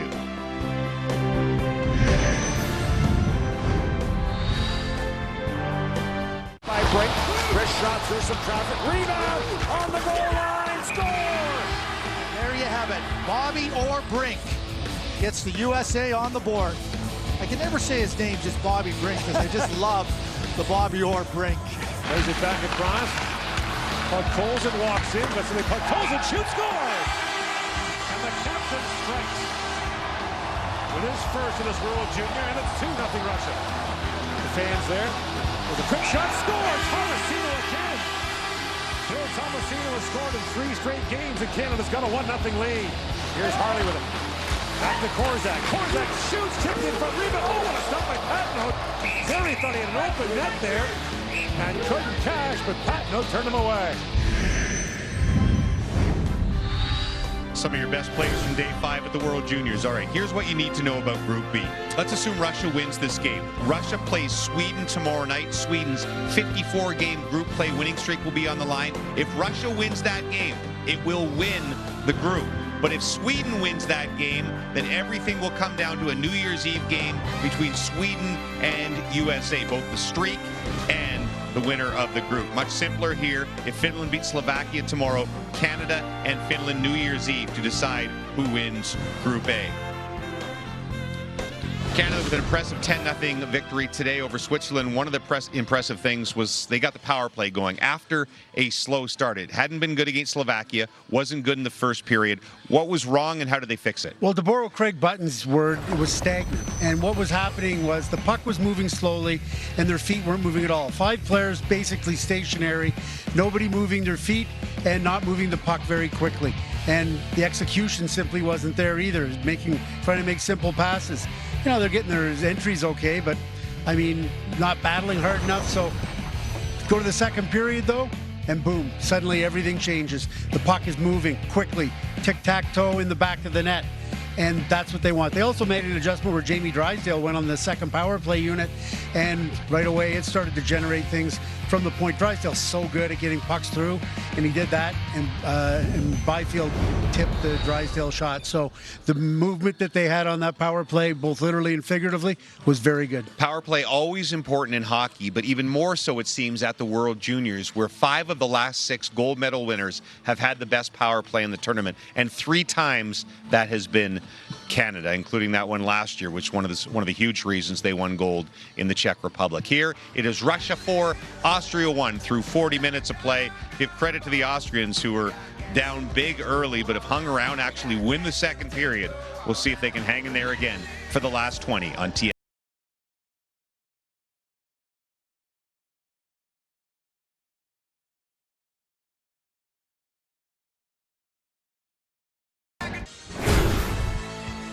How about that? Austria with the only goal of the period. Santa Peters gets the first goal for Austria at the World Juniors in January of 2010. They played in the relegation side in Saskatoon. Shots 30-15 in favor of Russia in a 4-1 lead. Lord Miller back here with Ray Ferraro. There's no relegation this year, but the Austrians seem destined not to finish in the quarterfinals. However, that was a good period for them. Really good period. I was happy for them because they've been run over in a couple of games here, and I think most of us expected down 4-0 in the first period that things weren't going to go very well for them. But here's the Peters goal. Really nice feed from the 16-year-old Kasper. And they're on the board. It's 4-1. But that wasn't it for them. I thought they attacked. They were more aggressive. They showed very little fear in that second period. As opposed to expecting something bad to happen, they were going to try and make something good. Peters had another good chance on another Kasper pass, and there they are. They go into the third period down 3, 4-1 in a game where they've played pretty well for most of it. Meanwhile, Ilya Stefanov begins this third period in the penalty box, still serving his 10-minute misconduct. He has not played in 34 minutes. Now here's Kasper with a chance. Walks in, poke check by Chichikov. That's a Sani shot just wide. This is 5-on-5 play. Stefanov was called for a 2-minute minor and a 10-minute misconduct. In addition, Igor Trekhanov was injured for Russia in the first period and has not returned tonight. Now his status for that critical game tomorrow night between Russia and Sweden would be a question mark. Afanasyev drops it back to Kuznetsov. Jan Kuznetsov, you saw that intermission interview. An incredible story. Came to North America at 16. Didn't know the language. I think it's remarkable, Gord, how fluent in English he is. He's a college student. He's chasing a pro career, a second-round pick of Calgary this past June. Kuznetsov, well, he's taken down hard by Austria's Lucas Thaler. Kuznetsov is studying business management at the University of Connecticut. Abramov taken down, a penalty coming out of Austria. Abramov's been good tonight. He's given them life. He's had fresh legs, and he's attacked the puck. I've liked this game. He didn't play the first 2 games for Russia. 21 Austria, minor penalty tripping. Tim Harnish goes off for the trip. This is the first power play for Russia as Harnish gets his stick into the feet of Abramov. The Russian power play has no goals in just 5 opportunities. 0 for 5. Really struggled against the Czechs. Amirov plays it back. Kanayev unloads. That goes wide. And you've talked about their power play alignment. Kanayev. Long wrist shot. Score! I'm not sure if that was tipped on the way or if it went all the way through here. But that's a good move by Kanayev. Kanayev takes the puck from his right and goes all the way across the line and then shoots it back through what is now a double-stacked screen with Podkolzov and Kuznetsov. As Kanayev goes across, Kuznetsov goes straight in front of Brandner right at the time when the puck arrives. Look at the mobility across the line. A simple, clean wrist shot. Oh, beautiful. What a great look from the guys. And that goes just perfectly into the corner of the net. Didn't touch a thing. So Artemi Kanayev, the San Jose second-round pick, the oldest player in the tournament. He turns 20 on January the 4th. This tournament open to players born in 2001 or later. San Jose second-round pick. Played here in Edmonton in the Olympic Gretzky Cup in 2018, where Vasily Podkolzin was the scoring star for Russia. There's Mohamedulin with it. Mohamedulin was a member of the 2019 Russian Olympic Gretzky Cup team that won gold in the Czech Republic, beating Canada in the gold medal game. Mohamedulin with it now, works it and shoots. And Brandner knocked that away.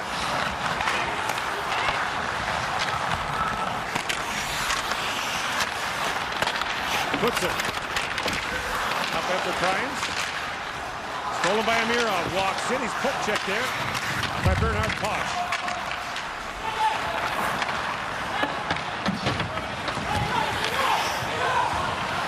Finn Vanny slid that down to the Russian zone. Kuznetsov was knocked out the front. Heller back with it. Now Kryans chips it back out for the Austrians.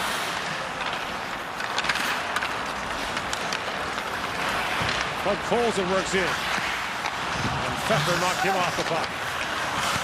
Podkolzin with a couple of goals in the first period and the three-point night going for the Russians.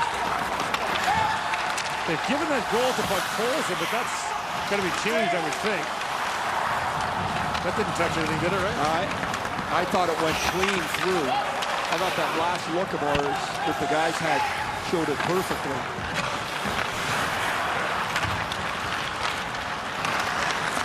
Gritsa jumps in now for the Russians, shoots, and Brandner makes the stop. The rebound drops down to the side of the net.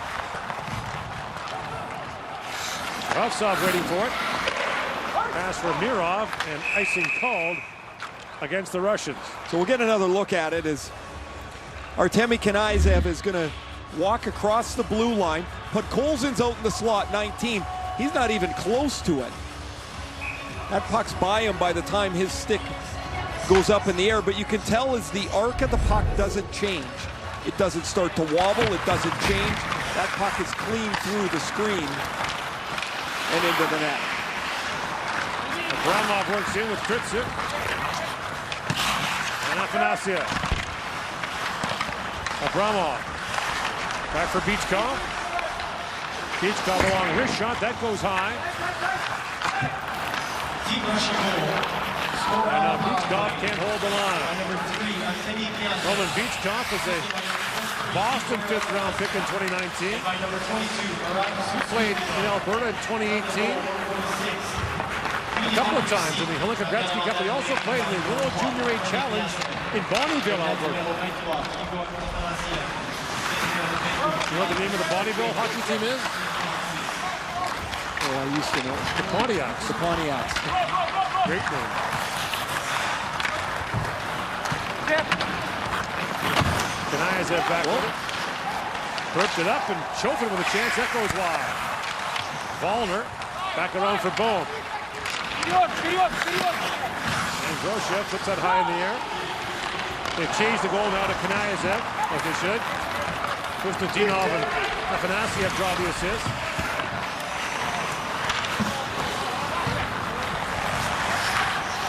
Kanayev's pass is picked off by Tyrek. And settled down by Kirsanov. Spiridonov. Lead pass missed. Pfeffer goes back. Icing was waved off as Pfeffer got bumped into the inboards. Picked up by Spiridonov. Mohamedulin plays it across. Chichikov with a shot that goes off a stick, up and out of play. Well, Russia comfortably in front. The 4-goal first period, the power play goal here, and I would suspect Igor Larionov would like to use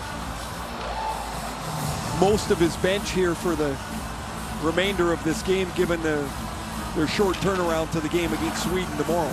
Man known as the Professor when he played in North America. He was 29 when he came over. Amirov. Imagine him playing, I mean, not that 29 is not your prime, but imagine him playing in all of his 20s in the NHL. There's Nadinov with a chance there.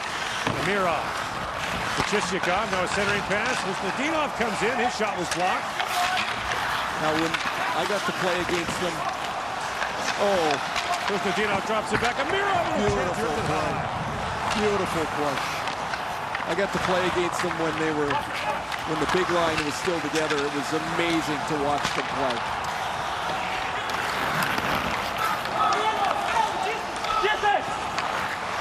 Igor, he just kind of glided around there. Not to overstate it, but it seemed like he was almost royalty when you played against him. Safonov. It'll be tough with that stick on the ice.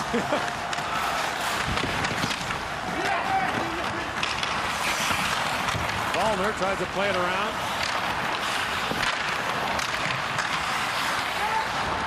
Shkirov lost it. Hochegger brings it in now for the Austrians. Fabian Hochegger.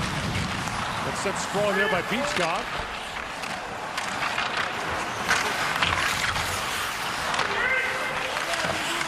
Wallner. Guys around here. Safonov with it. Kuznetsov. And Kuznetsov pass chipped in by Spiridonov. And Bernhard Posch goes back for it.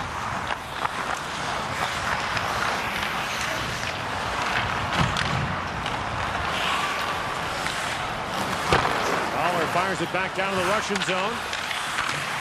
Afanasiev. To Abramov with Afanasiev.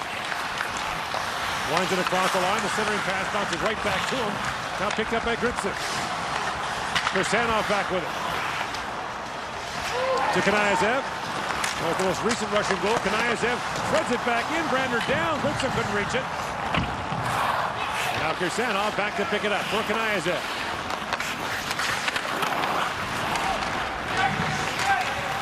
Fowler back with it.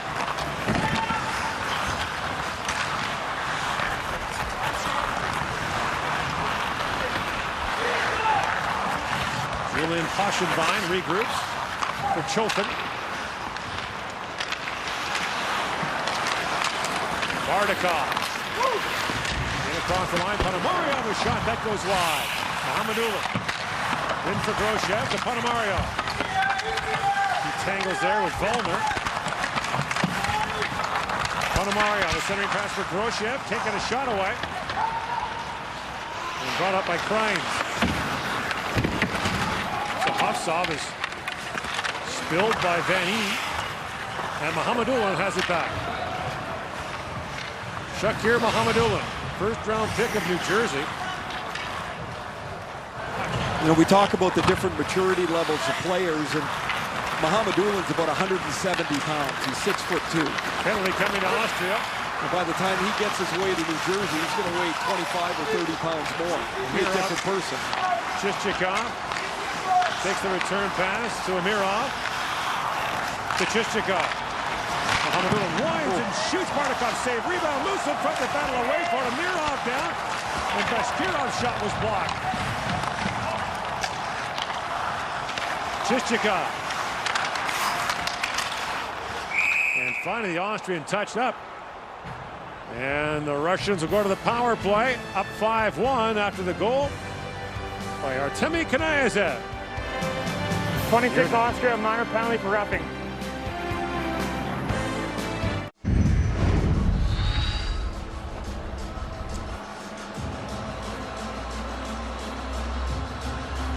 There is the penalty as Van Ee is in the penalty box for roughing, hands up a little high. So Russia, their second power play tonight. 0 for 6 so far in the tournament. Oh, pardon me, 1 for 6 in the tournament. They got their first one at the Kanayev goal. They came in 0 for 5. When you only draw 5 power plays and you're a team as skilled as the Russians, to me that means you're not taking the puck into the middle of the ice. You're not forcing anybody to make a decision defensively. Oh, Paulsen jumps in, plays it back across. Oh, what a stop by Brandner. Amirov thought he'd scored. So did I. What a great save from Brandner. Jacob Brandner has to deal with Podkolzin steaming in off the right wing as he takes this long pass. Look at, he protects the puck, and he goes straight across to Amirov. Amirov, who scored on the power play in the first period, maybe doesn't get all of it as the puck flips up off his stick. Oh, what a great stop.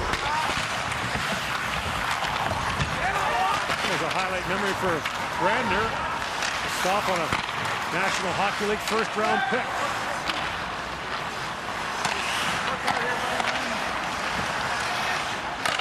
Mahamadulin takes the return pass from Podkolzin. Mahamadulin shoots. That goes off the foot.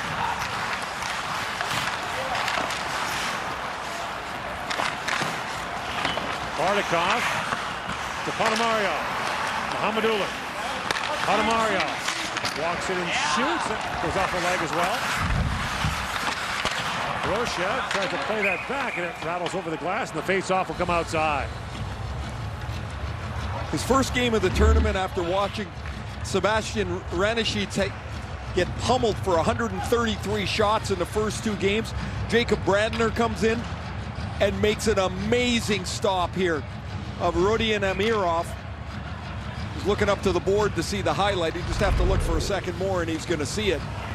Brandner's done a good job here. 5-1 Russia with just over 9 minutes left, and he's faced 40 shots and made several really good stops in his initial start in the tournament. As you mentioned, they lost 4-0 to Sweden. The Swedes scored 3 power play goals in that game. And had 65 shots. Like, the play was, for large stretches, just only in the Austrian zone, and Ranishits made save after save after save. It was really a terrific goaltending performance. It got caved in by the U.S. Lost 11-0. The Americans hit about 8 goalposts. What I think ends up happening to a team like Austria is that if the game is more direct and physical and straight ahead, that's a problem for them. This, of course, is more European-style game, maybe a little less physical, and they can hang in these games a little better. Kanayev, back to Afanasyev. And I would say it's the same for the Swiss. We saw them get run over by the Americans today. And it's like they can't handle the physicality of when the game gets like that. Oh, Podkolzin's on the limp here. Yeah, he's gone to the bench, not feeling well. One shot for the Russians on that power play, and Podkolzin being attended to on the Russian bench.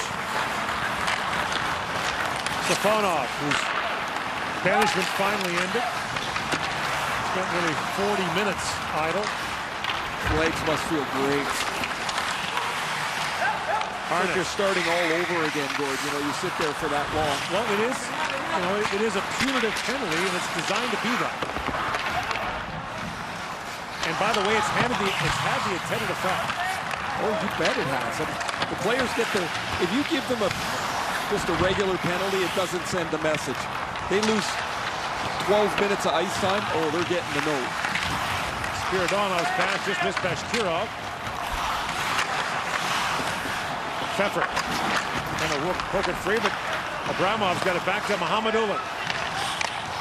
Gutsa comes off the bench, in shoots, and Brander makes a stop on that. But Colson's still on the Russian bench, appears to be okay. That shot by Bashkirov deflects down. Brander makes the stop and hangs on. Jacob Brander. Little windmill stop on Amirov. Time now for the Gatorade shift of the game. Russia came into this game hoping Vasily Podkolzin could get on track. He's been outstanding for Russia. Scores 2 goals in a couple of minutes in the first period. This one getting to the front of the net. Great work, great hands, and into the empty net. Gatorade, rehydrate, replenish, refuel. That shot was blocked. Podkolzin, by the way, just had a conversation with Igor Larionov. I'm not sure we'll see him again in the game tonight. Seemed to be the indication that he wouldn't come back. He's been banged up a couple of times tonight, where he's been on the limp, and then he goes back out. He doesn't look like anything's really hampering his play. Yet in this point, with the big game against Sweden tomorrow, I mean, I don't know if he's even a little bit off, if there's any point in going back out. Roshev works in. He's sent flying. Look how powerful he is. He keeps control of the puck again. Bardakov works his way loose. Beachcom comes off the bench. Khrushchev a shot deflected down in, and Brander makes the stop. Kosanov got bumped there by Boom. Ponomaryov down to Bardakov. That's swept wide. Chofin tries to move it out and does, as Kuznetsov poked that away from Bohm. 6 to go in the third period. 5-1, Russia leads. Kuznetsov for Abramov. Walks it and shoots. And Brander got a piece of that. Puck punters down in the corner.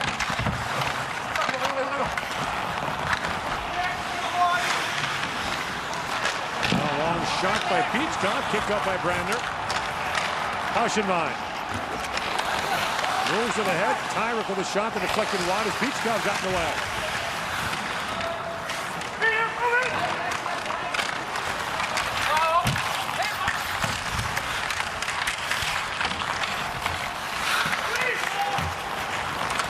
On the boards, Gutzik to the line, but not out.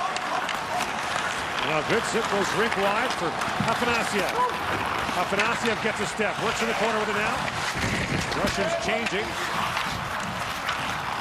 Natsasani stepped into Groshev there, and now it's brought back the other way by Linden.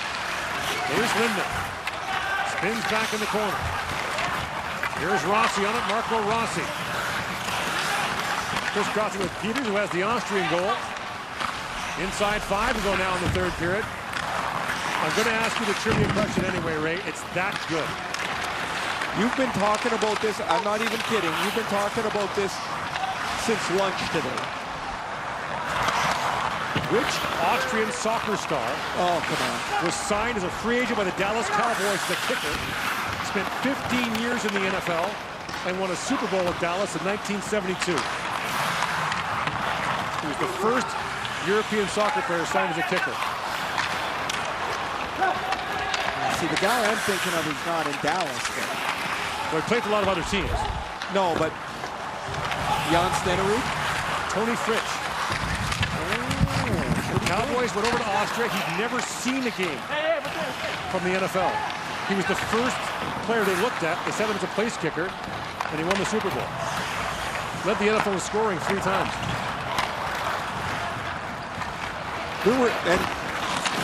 So that was in the early 70s? Yeah. Because the soccer-style kickers were coming into vogue. The Cowboys thought, well, let's get a soccer guy. Here's a chance now for Bud Coles, moves back out there for the Russians. Bud Coles moves out, and has moved off the puck. So that was after Daryl Yepremian had made his ill-fated pass attempt in the 72 Super Bowl. The same Super Bowl. I think, wasn't it? No, it was a year after. No, year after. That's right. So yeah, that's a good one. That's one of your better ones. Thanks. Now I do remember not that long ago the San Diego Chargers signed an Aussie rule football kicker, Darren Bennett, as their punter. And his first punt, he launched it down the field and then ran up and made the tackle. And they're like, you can't do that. We don't have another punter. he was just playing the game he knew. That's a set. He lost the puck to Panamariov. Panamariov moves in. Muhammad Doolan jumps into the rush. It's banked out by Netsasani.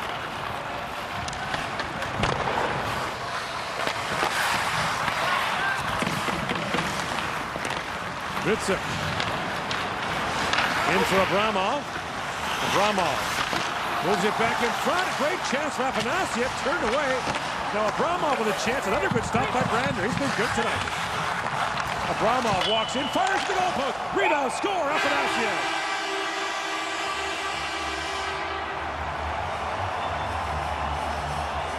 Only so much he can do. Yeah, you bet. Afanasiev has been an impressive player. That's his first goal of the tournament, but he's a powerful skater. Nashville's second-round pick in 2019. Oh, bunted out of midair. We've seen Philip Tomasino score for Canada. He was Nashville's first this year. You can see how interesting it is to put these pieces together a little bit. If you've got a second-rounder and Afanasiev, you've got Tomasino, and all of a sudden Nashville's got a couple of forwards on the horizon. And a goalie, too, in Askarov they picked in the first round this year. He's not playing tonight. We will see him tomorrow night. Looking forward to Russia-Sweden.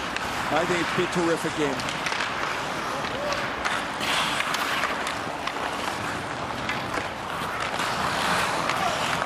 Kanayev swings back with it.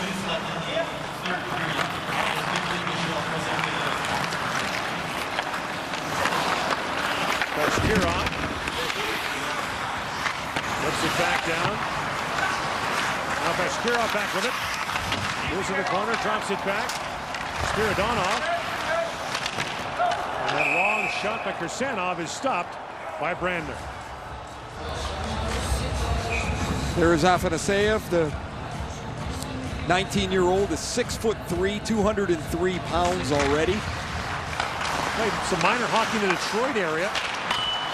And another shot off the pipe and in. This time from Gritsuk. So this line with a couple of late goals.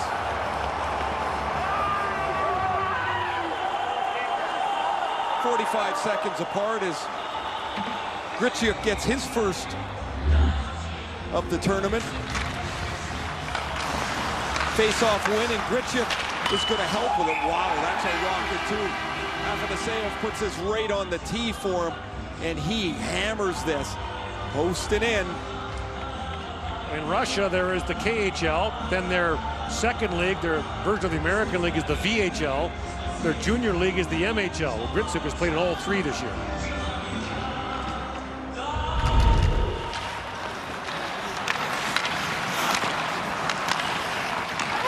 Okay, good. Long shooting glove by Akhjamov. Well, Russia was hoping for a little offense, and yeah, some of it came late here, but they've got 7. They get 4 in the first and 3 in the second. a bunch of guys will be feeling a lot better about themselves. And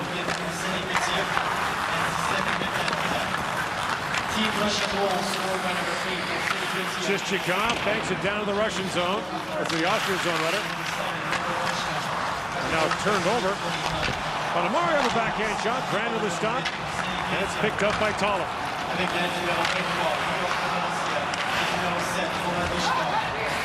Hardakov drops it back to Groshev. Panomary trying to center it. Groshev, his shot trickled down. Panomary to Kanayev. Panomary shoots. That was blocked.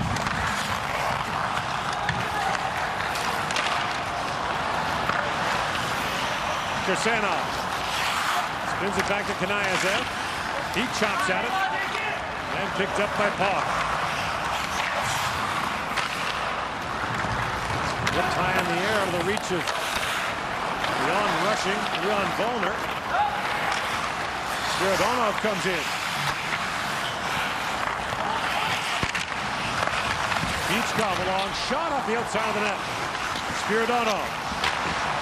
Kashkirov teed that up and missed. And the Austrians clear it out. And Russia runs its record to 2-1 in this World Junior Championship with a 7-1 win. Austria falls to 0-3. The Austrians will close out against the Czechs on Thursday. The Russians close out the preliminary round against Sweden tomorrow night. This game ends up pretty much the way we felt it would, but a pretty good effort by Austria today.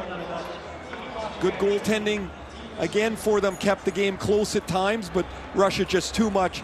The key for Russia, in my mind, is Vasily Podkolzin gets on track with a 3-point performance. That line with Huznadinov and Amirov get 4 of the goals. And now we'll have the player of the game presentations and then the Russian national anthem.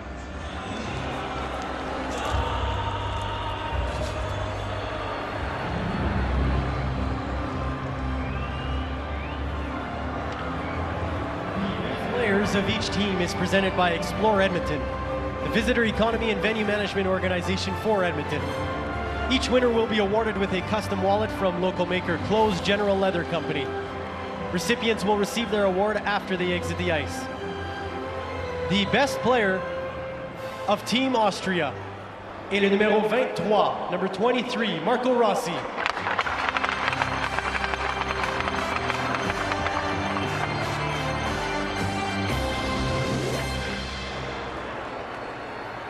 The best player of Team Russia est le numéro 19, number 19, Vasily Podkolzin.